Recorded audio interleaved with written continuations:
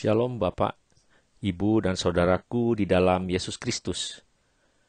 Kita bertemu kembali untuk melanjutkan pembelajaran kita dalam sesi pengenalan Alkitab, dan kali ini kita masuk kepada kitab Ulangan. Inilah kitab kelima dari Pentatuk, yang juga merupakan kitab terakhir dari kelompok ini. Kitab Ulangan disebut dalam Alkitab bahasa Inggris adalah Deuteronomy atau Elehedebarim dalam bahasa Ibrani. Seperti biasa, sebelum kita masuk ke dalam pengenalan ini, marilah kita berdoa terlebih dahulu. Bapa kami di surga, saat ini kami kembali berkumpul bersama, ingin belajar akan firman-Mu yang hidup, yang telah diberikan kepada kami semua, sebagai orang percaya. Bantulah kami ya Allah, agar kami terus diberikan semangat untuk pembelajaran ini. Kami percaya Engkau akan mengabulkan permohonan kami ini, karena kami berdoa di dalam nama Tuhan kami Yesus Kristus yang hidup. Amin.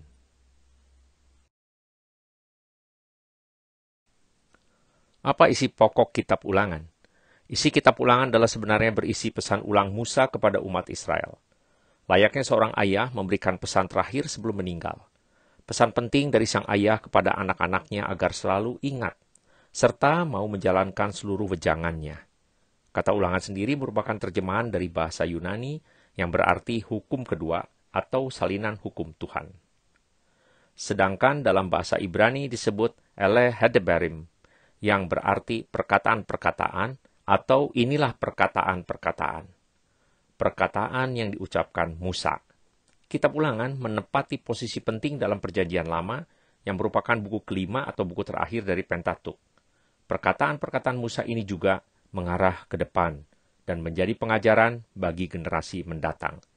Seperti yang tertulis pada Ulangan 6 ayat 4-5 yang berkata, "Dengarlah hai orang Israel, Tuhan itu Allah kita, Tuhan itu Esa, kasihlah Tuhan Allahmu dengan segenap hatimu dan dengan segenap jiwamu dan dengan segenap kekuatanmu."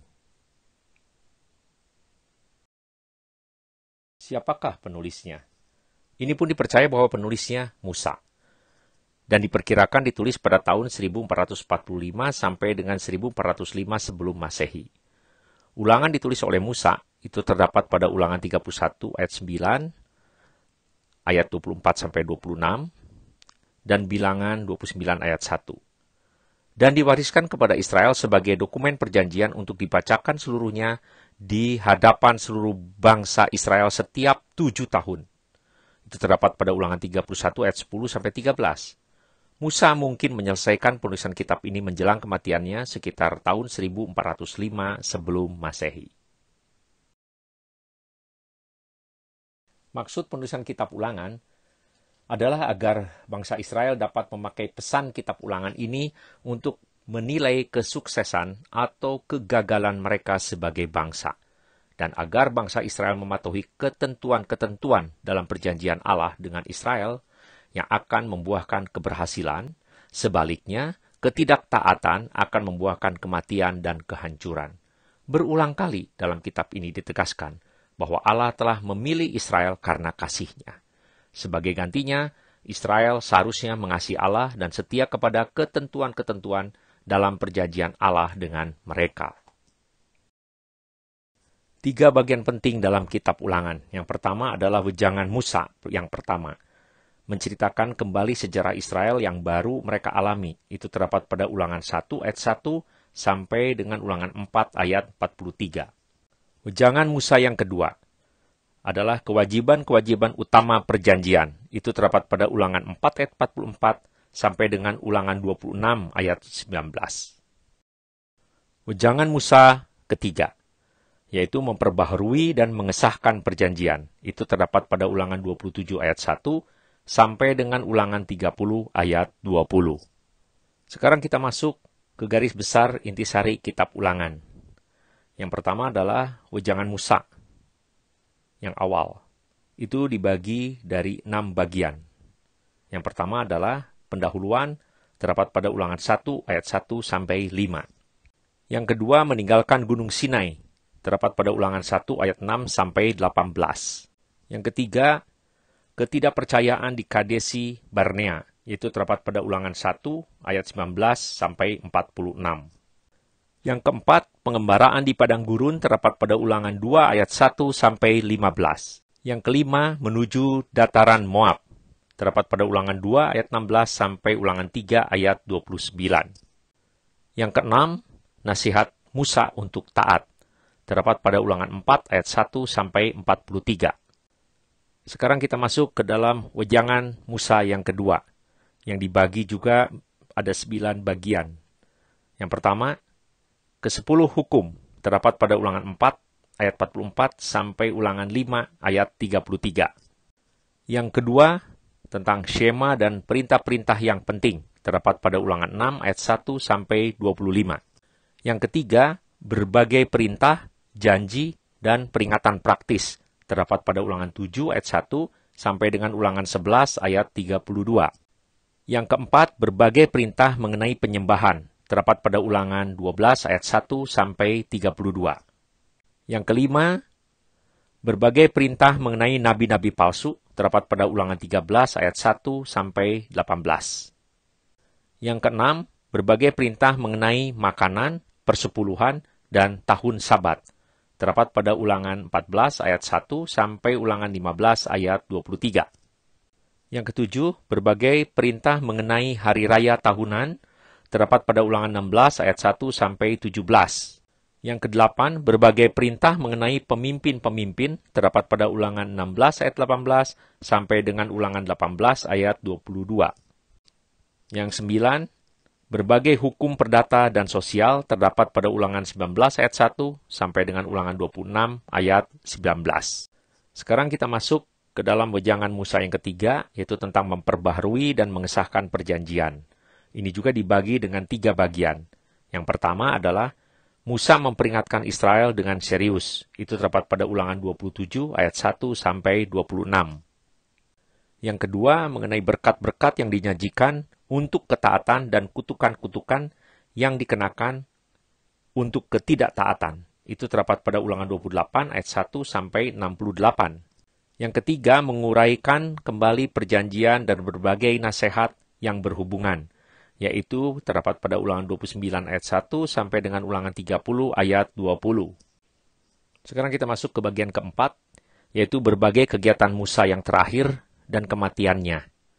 Ini dibagi dengan 5 bagian. Yang pertama adalah Musa memperingatkan Israel dan menahbiskan Yosua. Ulangan 31 ayat 1 sampai 29. Yang kedua adalah nyanyian Musa, terdapat pada Ulangan 31 ayat 30 sampai dengan Ulangan 32 ayat 47. Yang ketiga, perintah Allah bagi Musa, terdapat pada Ulangan 32 ayat 48 sampai dengan 52. Yang keempat, Musa memberkati ke-12 suku, itu terdapat pada Ulangan 33 ayat 1 sampai 29. Yang kelima, kematian dan penguburan Musa, ringkasan terakhir, terdapat pada Ulangan 34 ayat 1 sampai 12. Ada tema-tema kunci pada kitab Ulangan yang sangat berguna bagi kita dewasa ini, yaitu yang pertama adalah kekuasaan Allah.